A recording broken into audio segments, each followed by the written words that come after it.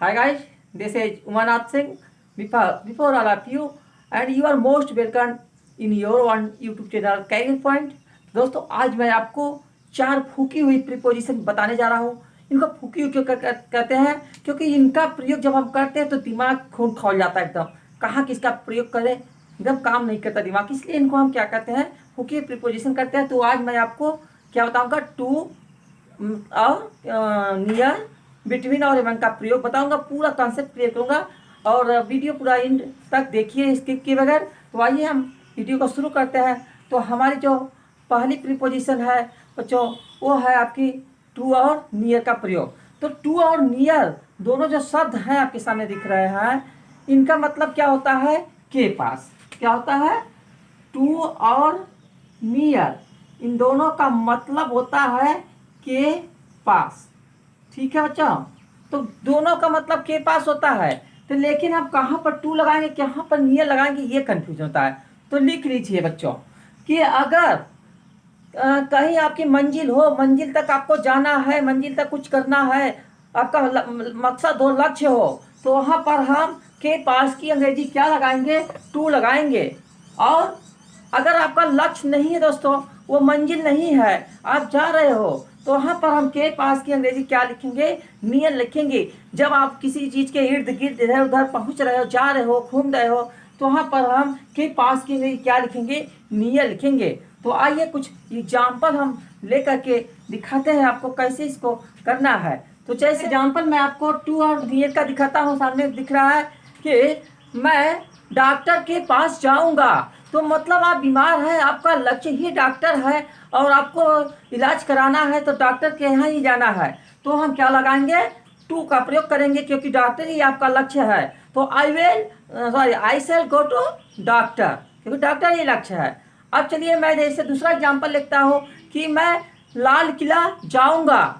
तो क्या हो जाएगा, I shall go to the Red Fort. Sorry, तो ये सही होगा, I shall go to the Red Fort, नहीं ये गलत होगा। इसका क्या होगा, मतलब आप लाल किले के पास जा रहे हो, मतलब उसके आसपास कहीं दुकान है, कोई काम है, आसपास में जा रहे हो, ना कि आप लाल किले पर ही जा रहे हो, आपका लाल किला लक्ष्य है। तो इसका क्या हो जाएगा, I shall go near the Red Fort. ठीक है बच्चों, इस तरह से हम इसको करेंगे, वो टू और नियर का प्रयोग। आइए एक और एग्जाम्पल लेकर दिखाते हैं आपको। जैसे मैं पापा के पास गया, दूसरा भी नीचे लिखा है मैं पापा के पास गया, अंत में या ई आया है, तो आपका ये पास्ट इंडिफिनिट टेंस हो गया। तो पहला देखिए आपका है, आप पापा के पास जा रहे हो, थोड़ा दिमाग लगाइए। मान लो आपको पापा से कुछ काम है, पैसे वैसे लेने हैं, तो आप पापा के पास जा रहे हो। तो यहाँ पर हम क्या लिखेंगे, आई वेंट टू फादर। ठीक है, आई वेंट टू फादर हो जाएगा, क्योंकि काम है आपको। दूसरा एग्जाम्पल जो आपका नीचे, मैं पापा के पास जाऊंगा, तो यहाँ आपको कोई मालिक काम नाम नहीं है, पापा से पर्स वर्स गिरा है, कोई सब सामान है, कोई पेन वन गिरी है, उसको उठाना है, और पापा एक लोकेशन है, दिखाना है कि पापा वहाँ पर है, मैं उनके पास जा रहा हूँ। तो इसका बच्चों क्या हो जाएगा, आई वेंट नियर फादर। ठीक है, आई वेंट नियर फादर, ऐसे बोलेंगे। तो मैं समझ चुका हूँ कि आप तो टू और नियर में आप कंफ्यूजन नहीं होगा। अगर मंजिल है तो टू, और मंजिल नहीं है, इर्द गिर्द जा रहे हो, लोकेशन सिर्फ देना है, तो उसके लिए हम नियर का प्रयोग करेंगे। तो चलते हैं, अब हमारा अगला प्रीपोजिशन आता है बच्चों, वो है बिटवीन। बिटवीन और अमंग।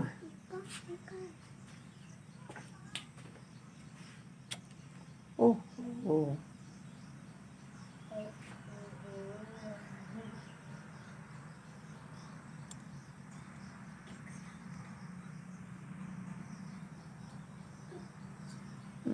चालू। तो हाँ दोस्तों, अब हमारा एग्जाम्पल नेक्स्ट रूल है बिटवीन एंड अमंग। तो इनका भी प्रयोग करने में सब कंफ्यूज हो जाते हैं। इन दोनों का भी मतलब क्या होता है, के बीच। क्या होता है, के बीच। अब बच्चों याद कर लीजिए, जब दो लोगों के बीच में, दो वस्तुओं के बीच में, दो सामानों के बीच में कोई काम हो रहा है, तो वहां के बीच की अंग्रेजी हम क्या लिखेंगे, बिटवीन लिखेंगे। ठीक है, अगर दो से अधिक हो गई है तो वहां पर हम के बीच की अंग्रेजी क्या लिखेंगे? अमंग लिखेंगे। ठीक है, समझ गए होंगे। अगर दो से अधिक है तो बीच की अंग्रेजी अमंग लिखेंगे, और दो ही है उन्हीं के बीच में कुछ है तो क्या लिखेंगे? हम बिटवीन लिखेंगे। अब आइए एग्जाम्पल लेते हैं, जैसे कि राम और बट दो। ठीक है बच्चों, राम और श्याम दो लोग हैं, उन्हीं के बीच में देखिए के बीच आ गया मिठाइयां बांट दो, तो क्या होगा? डिस्ट्रीब्यूट मतलब बांटना होता है। Distribute sweets between Ram and Shyam, ये हो जाएगा बच्चों। तो राम और श्याम के बीच में मिठाई बांटी जा रही है, तो बिटवीन राम एंड श्याम दो लोग हैं, और 2+2 हो जाएंगे, 2 से ज्यादा होंगे तब एमंग लगाएंगे। आइए और एग्जाम्पल देखते हैं, जैसे मैं लकी और अर्जुन के बीच में बैठा हूं। ठीक है, तो क्या हो जाएगा? I am sitting between lucky and Arjun. ठीक है, ठीक है। तो यहाँ क्या है? आई एम सिटिंग हो गया। आप कहोगे कि कहाँ बैठा हुआ है, तो ये आपका प्रेजेंट टेंस लग रहा है, इंडिफिनिट है, लेकिन यहाँ क्यों एम सिटिंग हो गया? तो क्योंकि यहाँ काम जो है जारी चल रहा है, कंटिन्यू हो रहा है, इसलिए यहाँ पर हम कंटिन्यूअस टेंस का प्रयोग करेंगे। I am sitting between lucky and Arjun, इस तरह से करेंगे बच्चों। तो अब एक कमेंट आता है, बहुत ही इंपॉर्टेंट है, उसको भी आप लिख ही लीजिए कि बच्चों बहुत इंपॉर्टेंट है, इसमें अक्सर सब फंस जाते हैं। तो ये अभी मैं आपको समझाया कि बिटवीन का प्रयोग दो के बीच में होता है, तो लेकिन अब ये कमेंट लिखिए, यदि किसी वाक्य में यह हमें जानकारी मिले कि दो से अधिक लोगों के बीच में सद्भाव की भावना है, प्रेम की भावना है, संबंध आपसी संबंध है, म्यूचुअल रिलेशन है, तो वहां पर हम के बीच की अंग्रेजी क्या लिखेंगे? बिटवीन ही लिखेंगे। अगर दो से अधिक भी है, अगर संबंध है आपसी, तो बिटवीन लिखाएगा। तो आइए एग्जाम्पल लेते हैं, जैसे देखते हैं बच्चों, हमारा एग्जाम्पल है कि our country India has light between China, Pakistan, Nepal and Bangladesh. तो हमारा भारत देश कह रहे हैं कि चीन, नेपाल, पाकिस्तान और बांग्लादेश के बीच में स्थित है। तो यहाँ पर भारत, पाकिस्तान, चीन, नेपाल, इन सभी का आपस में एक रिलेशन है, म्यूचुअल रिलेशन है, संबंध है। तो यहाँ पर हम क्या लिखेंगे? बिटवीन का प्रयोग करेंगे। आइए एक एग्जाम्पल और देखते हैं इसी पर। ये है हमारा next example, there is a treaty between the 4 great nation. मतलब ट्रीटी मतलब क्या होता है दोस्तों? ट्रीटी मतलब होता है समझौता। ठीक है, समझौता, संधि। तो कह रहा है कि 4 महान राष्ट्रों के बीच में समझौता है, संधि है। तो यहाँ पर हम देख रहे हैं कि 2 से अधिक है, फिर भी किसका प्रयोग किए हैं? बिटवीन का प्रयोग किए हैं बच्चों। तो आइए चले अमंग का प्रयोग देखते हैं। एमंग भी कहो, अमंग भी कहो, सब सही है। इसका प्रयोग कहाँ करेंगे? 2 से अधिक हुए तो हम क्या लगाएंगे? अमंग का प्रयोग करेंगे। जैसे बीच बैठा है। ठीक है, तो यहाँ का राम कमा श्याम, मोहन और सीता के बीच में बैठा है। तो यहाँ क्या हो गया? यहाँ कै लोग हैं? 1 2 3, श्याम, मोहन और सीता 3 लोग हो गए, उनके बीच में राम है। तो यहाँ हम क्या करेंगे? एमंग का प्रयोग करेंगे। तो इसका हो जाएगा Ram is sitting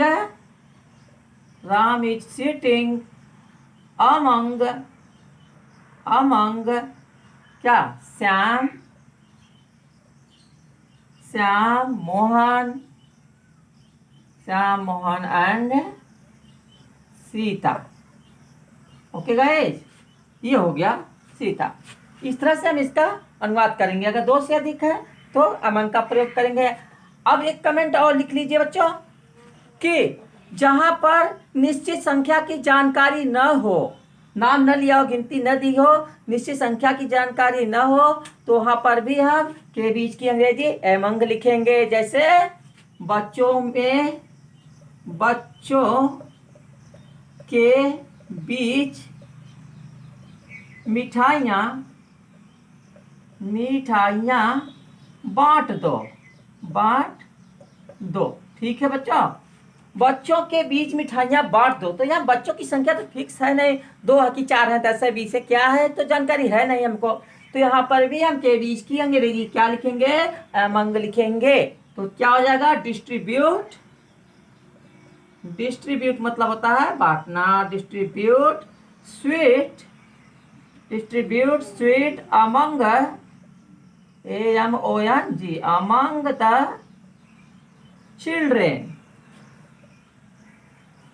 among the children. तो ठीक है, तो मैं समझता हूँ कि समझ चुके होंगे। एमंग का प्रयोग कहाँ करेंगे, बिटवीन का कहाँ करेंगे, टू का, नियर का, सब कहाँ करेंगे, पूरा क्लियर कर दिया।